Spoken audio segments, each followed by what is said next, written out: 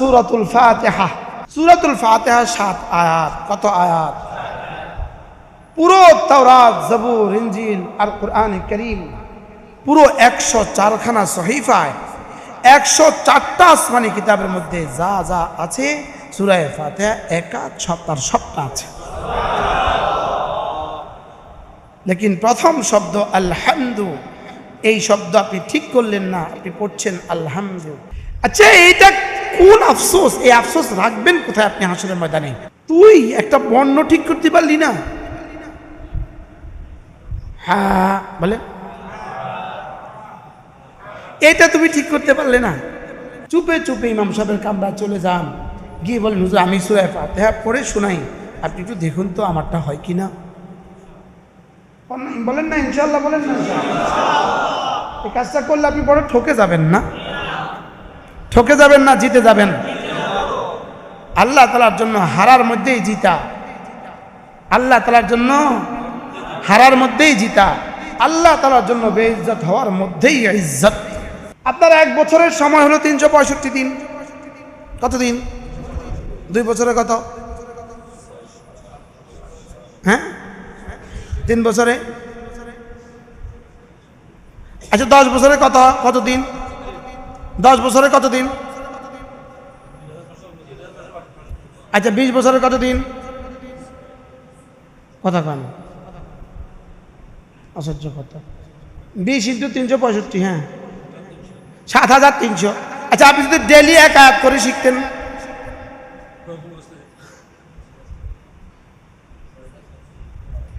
প্রতি 24 ঘন্টাতে 1টা আয়াত করে শিখতেন, তো কয় বছর লাগতো? 20 বছর লাগতো। এখন হায়াত কত বছর? এক একজনের বয়স কত? লেকিন শিখছেন কয়টা? দুনিয়ার সব কিছু শিখা হইল, লেকিন কোরআন শিখা হইল না। আল্লাহর কসম আপনার কিছুই শিখা হইল না, আপনার কিছুই শিখা হইল। যে দিমাগ কোরআনে কারীম পড়তে জানে না, সে আসলে কিছুই জানে না। যে কোরআন বুঝে না, যে দিমাগ কোরআন বুঝে না, এই দিমাগ না। আপনি যত পণ্ডিতই মনে করেন, আসলে আপনি এই দিমাগ না। বলেন এই দিমাগ কি না? বলেন আল্লাহ তাআলার কাছে ওই দিমাগ, ওই দিল, ওই মস্তিষ্ক, ওই ব্রেন, যে ব্রেনে আল্লাহ আছে, আল্লাহ তাআলার জাত ও সিফাতের ইয়াকিন আছে, যে ব্রেন কোরআনে কারীম পড়তে পারে, যে ব্রেন কোরআন বুঝে। রাগ করছেন কেউ? আপনি সব পারেন, লেকিন কোরআনে কারীম পারেন না। আর একটা অজুহাত দিয়ে দিবেন, আব্বা আম্মা পড়াননি। তা হাসরের ময়দানে আব্বা আম্মা বলবেন, তোকে তো আমি মোটরসাইকেল চালানো শিখাইনি, তোকে তো সিএনজি চালানো আমি শিখাইনি, তুই কেন শিখছিস? কোনটা আব্বা আম্মা শিখাই গেছে? টেকনা বইতে তেতুলিয়া বাসে ড্রাইভ করে, ওনার আব্বা মা শিখে দিছে না? আব্বা শিখে দিছে না? সৌদি আরব গিয়া এই যে ক্রেনে কাজ করে না, এটার মাথাটা কত উঁচু, কত ফিট উচ্চতা, ওই মাথায় গিয়েছে কাজ করে। কি নিচের দিকে তাকালে তার কাছে কেমন লাগে? সে ওখানে উঠে গেছে। লেকিন এটাকেই যদি বলতো ওই জায়গা, এই রুম থেকে ওখানে যাও, 1 আয়াত কোরআন শরীফ পড়ো, একটা ওটের মালিক হইবা, সে যাইতো না। বলেন না বাস্তব না বাস্তব? কিন্তু সে কোথায় উঠছে? কি অবস্থা? ওরা তাকালে কেমন লাগে? ওখানে রশি ভাইয়া উঠতেছে, সে শুধু একটা পাতানির মধ্যে পা দিয়া রশি ভাইয়া কেরানে তাকে উঠে নিতেছে। কি? শুধু সুখের আশায়, শুধু শান্তির আশায়।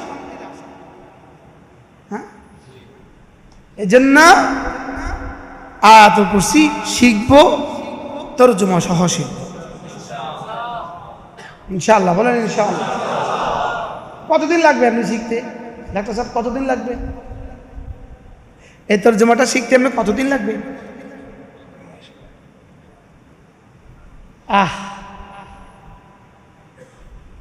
দুই নাম্বার সূরাতুল ফাতিহা। দুই নাম্বার কি? সূরাতুল ফাতিহা। সূরাতুল ফাতিহা 7 আয়াত। কত আয়াত? পুরো তাওরাত, জবুর, ইনজিল আর কোরআন কারীম পুরো 104 খানা সহিফায় 104টা আসমানি কিতাবের মধ্যে যা যা আছে সূরা ফাতিহা একা সবটা আছে। লেকিন প্রথম শব্দ আলহামদু, এই শব্দ আপনি ঠিক করলেন না, আপনি পড়ছেন আলহামদু। আচ্ছা, এইটা কোন আফসোস? এই আফসোস রাখবেন কোথায় আপনি হাসরের ময়দানে? তুই একটা বর্ণ ঠিক করতে পারলি না? হ্যাঁ বলে, এটা তুমি ঠিক করতে পারলে না। আচ্ছা, এটা তুমি ঠিক করতে পারলে না, তুমি হাকে হা বলতা আলহামদু। আচ্ছা, একটু ভাববেন, বলবেন উত্তর কি হবে?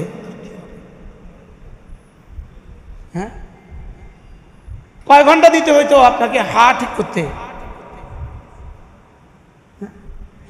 5 মিনিট লাগতো। আর আমারও যদি বলে জাতি তো তোমার অনেক দিছে, এই জাতি তো তাদের কলিজা উজাড় করে তোমাকে ভালোবেসে হাতিয়ে দিত, তুমি এদেরকে হা কেন ঠিক শিখালে না? তা আমার কি অবস্থা? রান্না করে কি করবো? তুমি কেন শিখলে না? আমরা দুই দলেই তো প্রশ্নবুদ্ধ।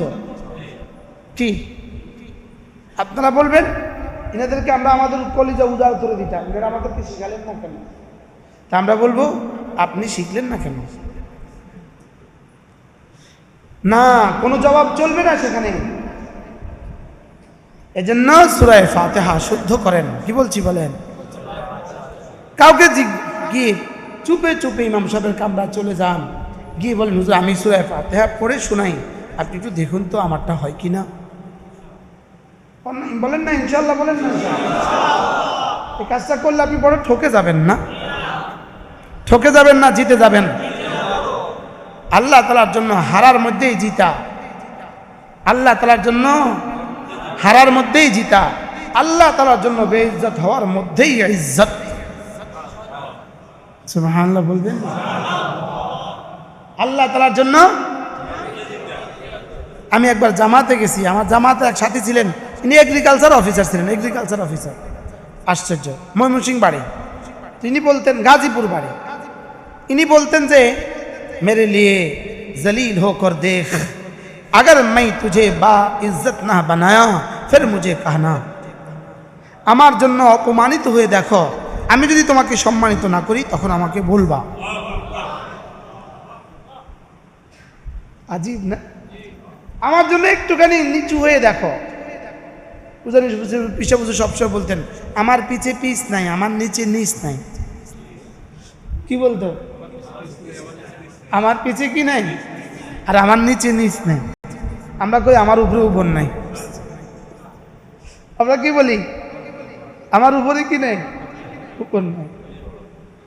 এই নোয়াখালীতে 1993 সালে সৈয়দ আব্দুল মজিদ নদীম রাহিমাহুল্লাহর সাথে আমি হুজুরের গাড়িতে করে আসছিলাম এই মাইজদি। এটা ছিল আমার মাইজদি জীবনের প্রথম সফর। কার সাথে আসছি? সৈয়দ আব্দুল মজিদ নদীম রাহিমাহুল্লাহ। এই জেলা স্কুল মাঠে তিনি এই বয়ান করছিলেন, মান তাওয়াযা লিল্লাহ রাফাআহুল্লাহ। বলছিলেন যে যদি কেউ আল্লাহর জন্য নিচু হয় তা আল্লাহ তাকে বুলন্দ করে। ওই সময় তিনি বলছিলেন পাহাড়ে ওঠার সময় ঝুঁকে ঝুঁকে উঠতে হয়, আর পাহাড়ে নামার সময় শঠান হয়ে নামতে হয়। নামার সময় মাথাকে এভাবে রাখতে হয়, আর উঠার সময় ঝুঁকে ঝুঁকে নামতে হয়। তো যত ঝুঁকে তত উপরে উঠে, আর নামার সময় তত এভাবে হয় তত নিচে নামে। এই মাইজদি জেলা কোন জেলা? আমার জেলা স্কুল কোনটা? আরে আমি মনে করছি এর পাশে। এই জন্য আপনি সূরা ফাতিহা ঠিক করেন। আপনি সূরা ফাতিহা ঠিক করা ছাড়া আপনাকে যে রব কি দিয়ে নাজাত দিবে, এটা আমাদের জহিরি পরিভাষায় আমাদের কিতাবে বুঝে আসে না।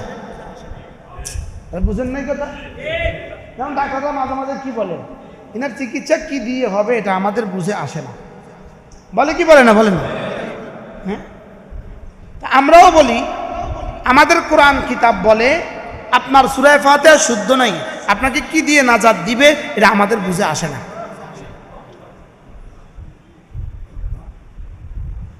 ওলামা একরাম একমত হবেন আমাদের সাথে? ওলামা একরাম যারা আছেন আমাদের সাথে কি একমত হবেন না দ্বিমত করবেন? হ্যাঁ, হ্যাঁ, মালিক তো মাফ করে দিতে পারে, লেকিন কেমনে দিবে এটা আমাদের বুঝে ধরে না। হ্যাঁ, আমাদের বুঝে কি ধরে না। আপনি সূরা ফাতিহা শুদ্ধ করেন,